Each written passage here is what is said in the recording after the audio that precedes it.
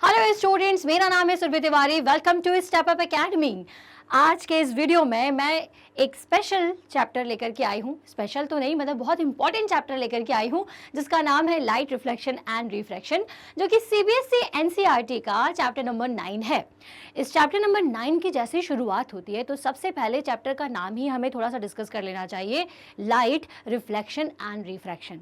अब reflection and refraction क्या है, लाइट क्या है, इन सारी चीज़ों के बारे में पता होगा तब ना हम आगे बढ़ेंगे। तो चलिए सबसे पहले लाइट के बारे में समझते हैं। तो अगर आपने मेरा पिछला वीडियो देखा होगा तो जिसमें मैंने आपको एनिमेशन के थ्रू पूरा समझाया है कि एक्चुअल में लाइट और उसकी प्रॉपर्टी क्या होती है। आज का ये जो वीडियो है बहुत इंपॉर्टेंट वीडियो है सारे ही बोर्ड्स के स्टूडेंट्स के लिए, क्योंकि एग्जाम में हमें कैसे लिखना है लाइट से रिलेटेड किसी भी क्वेश्चन को, या उससे रिलेटेड क्या क्या क्वेश्चंस पूछे जा सकते हैं, ये इसी वीडियो में कवर होने वाला है। ओके, और अगर इस वीडियो के बाद भी आपके दिमाग में कोई क्वेश्चन आता है जिसको अभी तक आपने या मेरे वीडियो के थ्रू क्लियर नहीं हुआ है तो उसे कमेंट सेक्शन में ज़रूर बताइएगा। मैं डेफिनेटली नेक्स्ट वीडियो में उसे कवर करने वाली हूँ। तो चलिए सबसे पहले स्टार्ट करते हैं लाइट एंड इट्स प्रॉपर्टी के इस टॉपिक के साथ, मतलब इस वीडियो के साथ। अब देखो, व्हाट इज लाइट। अगर आपसे एग्जाम में ये क्वेश्चन पूछा जाए तो आप क्या लिखेंगे?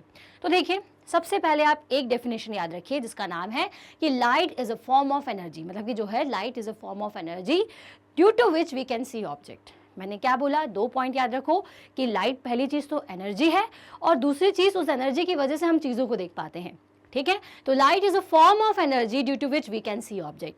अब इस बात को समझो, लिखना क्या है ये तो आपको क्लियर हो गया। अब दूसरी चीज ये समझिए कि एक्चुअल में इसका मीनिंग क्या है।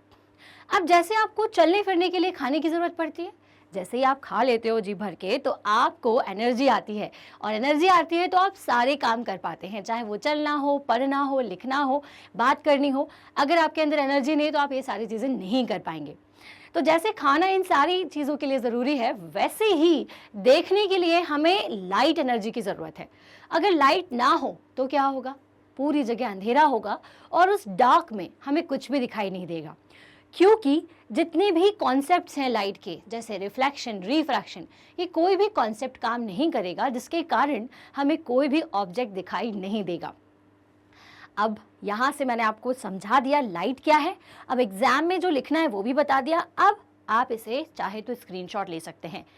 दूसरी भी डेफिनेशन मैंने दी है कि light is a type of electromagnetic radiation. Electromagnetic radiation का एक टाइप है that allow the human eye to see और make objects visible। अब देखो, मैंने बस एक चीज़ और ऐड ऑन कर दी है। यहाँ पर मैंने आपको ये बता दिया है कि लाइट जो है एक तरीके का इलेक्ट्रोमैग्नेटिक रेडिएशन है। लाइट जो है ना, वो रेडिएशन के फॉर्म में आती है। जैसा हमने 7th क्लास में एक चैप्टर पढ़ा था, हीट।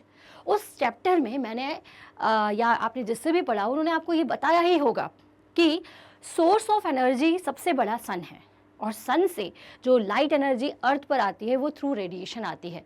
तो ये इलेक्ट्रोमैग्नेटिक वेव्स हैं जो कि आपके रेडिएशन के थ्रू अर्थ तक पहुंचती है। तो आप एक चीज़ और मेंशन कर सकते हैं कि it is a type of electromagnetic radiation, और आगे की कहानी तो वही है कि जिसके कारण हम देख पाते हैं। अब मैंने उसको सिंपल शब्दों में लिख दिया, या ऐसे भी लिख सकती हूँ। एक और चीज़ लिख सकते हैं कि it is a visible radiation. ये क्या है? विजिबल रेडिएशन है ना, मतलब कि जिससे कि आप चीज़ों को देख पा रहे हो, ऐसा रेडिएशन है। नाउ अब ये तो हमने क्या कर लिया, लाइट की डेफिनेशन पढ़ ली। अब लाइट बनती कैसे है, तो एक पॉइंट और लिख देना बच्चों कि light is made up of photons. Photon से बनी हुई होती है। अब इस कॉन्सेप्ट को 12th क्लास में जाकर के आप और डिटेल में पढ़ोगे, इसलिए हम इसे ज़्यादा टच नहीं कर रहे हैं। ना तो इलेक्ट्रोमैग्नेटिक वर्ड को हम ज़्यादा टच कर रहे हैं और ना ही फोटॉन्स को। बस एक बात याद रखिए कि जो लाइट है ना, वो फोटॉन से मिलकर के बनी हुई है, और ये जो फोटॉन्स हैं उनका कोई चार्ज नहीं होता, उनका कोई मास नहीं होता। ठीक है, मतलब कोई रेस्टिंग मास नहीं होता, एंड वो लाइट की स्पीड में ट्रेवल करते हैं। लाइट जो है वो फोटॉन से ही बनी हुई, तो हम ये भी कह सकते हैं कि फोटॉन की जो स्पीड है वो लाइट की स्पीड के बराबर होती है। अब इतना लाइट क्या है इसके बारे में सफिशिएंट है। अब चाहे आप किसी भी क्लास के स्टूडेंट्स हैं, आपको ये बातें तो लाइट के बारे में पता होनी ही चाहिए। आई गेस आपको ये समझ में आ गया है। अब हम सीधे करेंगे, नेक्स्ट पॉइंट पर चलते हैं। अब आपसे ये भी पूछा जा सकता है कि what are the different properties of light. अब लाइट की कौन कौन सी प्रॉपर्टीज है, तो सबसे पहला, लाइट की पहली प्रॉपर्टी जो है, ये बच्चे देख रहे हैं, इसका मतलब क्या? अब देखो, अगर मैं इसके सामने एक कैंडल यहाँ पर रखी हुई है और एक बच्चे के हाथ में पाइप है या पाइप टाइप का कोई स्ट्रक्चर है, तो इसको मोमबत्ती दिखाई देगी, कैंडल दिखाई देगी और कैंडल की फ्लेम दिखाई देगी बेसिकली। लेकिन वहीं अगर मैं इस पाइप को थोड़ा सा बैंड कर दूं तो क्या इसे कैंडल दिखाई देगी? नहीं दिखाई देगी, क्योंकि लाइट हमेशा स्ट्रेट पाथ को फॉलो करती है, स्ट्रेट लाइन में ट्रेवल करती है। तो जब स्ट्रेट पाथ है तो आपको लाइट पूरी दिखाई दे रही है, लेकिन जैसे आपने पाथ को मूव कर दिया, रोटेट कर दिया, तो जो पाथ है वो सर्कुलर हो जाने की वजह से लाइट आगे तक आपको दिखाई नहीं देगी। ठीक है, तो पहली प्रॉपर्टी लाइट की यही है कि light travels in a straight line, light straight line में ट्रेवल करती है। तो ये प्रॉपर्टी के बाद सेकेंड प्रॉपर्टी क्या होती है लाइट की?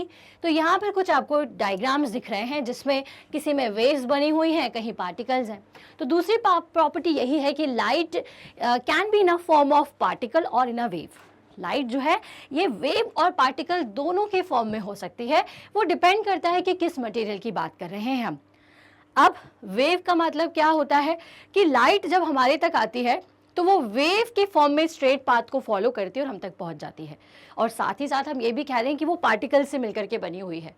तो ये थोड़ा कॉन्सेप्ट थोड़ा सा कॉम्प्लेक्स है, लेकिन इसको भी हम क्लियर करेंगे, लेकिन अभी नहीं, क्योंकि अभी हमें ये लेवल को इंक्रीज नहीं करना है। बट हमें ये पता होना चाहिए कि लाइट पार्टिकल और वेव दोनों की तरह बिहेव करेगी। क्लियर हुआ? आगे बढ़े तो नेक्स्ट हम चलते हैं और थर्ड देखते हैं प्रॉपर्टी। अब यहाँ पर आपको एक डायग्राम दिख रहा है बच्चों, आपको दिख रहा है सन और दिख रहा है अर्थ। तो यहाँ पे इनका रिलेशन क्या है? तो एक ही रिलेशन हमें पता है कि सन से हमें एनर्जी मिलती है, सोलार एनर्जी मिलती है। अब ये जो लाइट रे है वो सन से अर्थ तक आती है। तो कैसे आती है? तो पहली चीज़ कि सन से अर्थ तक आती है तो रेडिएशन के थ्रू आती है, और यहाँ पे एक चीज आप गौर कर रहे हैं कि यहाँ है वैक्यूम। दैट मीन्स कि लाइट को किसी भी मीडियम की रिक्वायरमेंट नहीं होती, क्योंकि यहाँ तो पूरा खाली है ना, लेकिन फिर भी इस खाली जगह को कवर करती हुई अर्थ तक पहुँच जाती है। तो इसका मतलब कि लाइट को वैक्यूम से कोई मतलब नहीं, मतलब कि लाइट को ट्रैवल करने के लिए किसी भी मीडियम की ज़रूरत नहीं है। और लाइट सन से अर्थ तक जितनी स्पीड में आती है वो है 3 × 10⁸ मीटर पर सेकेंड, और इसे किसी भी तरीके की मीडियम की रिक्वायरमेंट नहीं होती। ये थर्ड आपकी नेक्स्ट प्रॉपर्टी कहती है।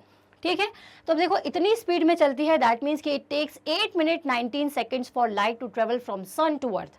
मतलब 8 मिनट 19 सेकेंड में ही सिर्फ ये सन से अर्थ तक पहुंच जाती है। बताइए, हम तो हमारे स्कूल नहीं पहुंच पाते और उतनी देर में लाइट सन से अर्थ तक पहुंच जाती है। चलिए, अब नेक्स्ट प्रॉपर्टी है लाइट की रिफ्लेक्शन। तो रिफ्लेक्शन जो वर्ड है ये चैप्टर के नाम से ही मिलता जुलता है। तो जी हाँ, रिफ्लेक्शन को इन डिटेल हम आगे के वीडियो लेक्चर्स में पढ़ेंगे, लेकिन जो नेक्स्ट प्रॉपर्टी लाइट की है वो है रिफ्लेक्शन। दैट मीन्स कि लाइट रे किसी भी सरफेस पर जब पड़ेगी, अब देखो लाइट रे जैसे ही हमारे अर्थ पर आती है तो अर्थ पर ना बहुत सारी तरीके की चीज़ें हैं। सन से अर्थ में एंटर हुई, अब अर्थ पे क्या क्या है? बहुत सारे टाइप के मटेरियल्स हैं, कुछ ट्रांसपेरेंट है, कुछ ट्रांसल्यूसेंट है, कुछ ओपेक ऑब्जेक्ट्स हैं। अब ट्रांसपेरेंट ऑब्जेक्ट के दोनों तरफ लाइट चली जाएगी, अब उसकी भी एक प्रॉपर्टी होती है जिसे हम कहेंगे रिफ्रैक्शन। ट्रांसल्यूसेंट की भी एक प्रॉपर्टी होती है जो कि हम आगे पढ़ेंगे, और ओपेक की भी एक प्रॉपर्टी होती है कि जब भी लाइट किसी ओपेक ऑब्जेक्ट पर, ओपेक मतलब कि जिसके आर पार हम देख नहीं सकते और ना ही उसके आर पार लाइट जा सकती है, जैसे कि आपकी रॉक्स हो गई, टेबल, चेयर्स, है ना, अगर ये प्लास्टिक की हैं, वुडन की हैं, तो ये उसके आसपास लाइट नहीं जा सकती और ना ही हमें दिखाई देता है। तो जब लाइट रे ऐसे ओपेक ऑब्जेक्ट्स पर पड़ती है तो वहाँ से टकरा के वापस आ जाती है, इसे कोई रिफ्लेक्शन कहते हैं, और इस रिफ्लेक्शन के कॉन्सेप्ट को मैं आगे की वीडियो में ज़्यादा डिटेल में बताऊंगी। ठीक है, तो next property is reflection, and then इसके बाद जो प्रॉपर्टी है वो है रिफ्रैक्शन। तो जैसे मैंने कहा कि जब कोई ट्रांसपेरेंट बॉडी में आपकी लाइट रे जाती है तो इसकी स्पीड में कुछ चेंज हो जाता है, वो तो इसकी वजह से लाइट रे जिस पाथ से आ रही होती है उस पाथ से थोड़ा डेविएट हो जाती है, जिसके रीज़न से ही आपको एक एग्जाम्पल अगर मैं बताऊँ तो जब आप ग्लास में पेन को डिप करते हैं तो आपका पेन थोड़ा सा बेंड दिखाई देता है। तो this is just because of refraction of light. अब रिफ्रैक्शन को भी डिटेल में पढ़ना है तो नेक्स्ट वीडियो में पढ़ेंगे, अभी क्योंकि हमें सिर्फ ऊपर देखना है कि लाइट की क्या क्या प्रॉपर्टीज है। अब रिफ्रैक्शन ऑफ लाइट के बाद नेक्स्ट प्रॉपर्टी होती है डिस्पर्जन ऑफ लाइट, कि लाइट जो है ये अपने 7 कलर में जब डिवाइड हो जाए, तो this is again one phenomena और one property of light, dispersion of light. और ये भी क्या है ये हम आगे पढ़ेंगे। नेक्स्ट इज ये जो प्रॉपर्टी है, ठीक है, कि जैसे ही लाइट रे आपने कभी देखा होगा कि लाइट की एक और क्वालिटी होती है कि अगर किसी अंधेरे कमरे में हम छोटा सा भी होल कर दें, कि बाहर अगर दिन का समय है और छोटा सा गेट खोल दें, तो क्या होता है, तुरंत से लाइट ऐसे फैल जाती है। तो इसके तुरंत से छोटी से उसमें आकर के ऐसे फैलने वाली प्रॉपर्टी को हम क्या कहते हैं, डिफ्रैक्शन ऑफ लाइट। हालांकि 10th क्लास में हमें ये प्रॉपर्टी नहीं पढ़ना है, ये हमें 12th क्लास में पढ़ना है, बट स्टिल हमें आइडिया होना चाहिए। Next is polarisation. पोलराइजेशन का मतलब होता है कि लाइट रे का दो वेव्स के फॉर्म में आना, तो उसको हम पोलराइज कर दें, मतलब कि सिर्फ हमें एक ही, जैसे यहाँ पर देखो दो वेव्स मिल रही हैं, है ना, एक वेव आपको ऐसी मिल रही है और दूसरी वेव जो है ये ऐसी मिल रही है, तो हम पोलराइज कर देते हैं, मतलब कि हम उसे एक ही फॉर्म में ले आए। दैट मीन्स कि हमको एक बार ये ऊपर एक बार नीचे आते हुए मिले, तो इसे बोलते हैं पोलराइजेशन। इसको भी हम बहुत डेप्थ में नहीं जाएंगे, यह भी हमारे किसी काम का नहीं। आगे चलेंगे, फिर होता है इंटरफेरेंस ऑफ लाइट, ठीक है। अगेन बच्चों में बता दूं कि this is just property of light, और इसे अभी हम नहीं टच करते हैं क्योंकि अननेसेसरी कंफ्यूजन अभी हमें नहीं क्रिएट करना है, ओके। लेकिन एग्जाम में अगर प्रॉपर्टीज ऑफ लाइट पूछी जाती हैं तो ये सारी प्रॉपर्टीज आपने आई होप नोट डाउन कर ली है, नहीं करी है तो वीडियो को थोड़ा सा पीछे करिए, सबका स्क्रीनशॉट लीजिए और बढ़िया से अपने नोट्स तैयार कर लीजिए, क्योंकि जितना मैंने अभी आपको बताया है दैट इज सफिशिएंट किसी भी तरीके के आंसर को देने के लिए, ओके। तो यहाँ से हमने समझे कि लाइट और उसकी प्रॉपर्टीज़ क्या क्या होती है। आई होप आपको ये वीडियो पसंद आया होगा, और आपको कुछ अगर इससे रिलेटेड कोई भी डाउट है ना तो फटाफट से कमेंट सेक्शन में ज़रूर लिख देना।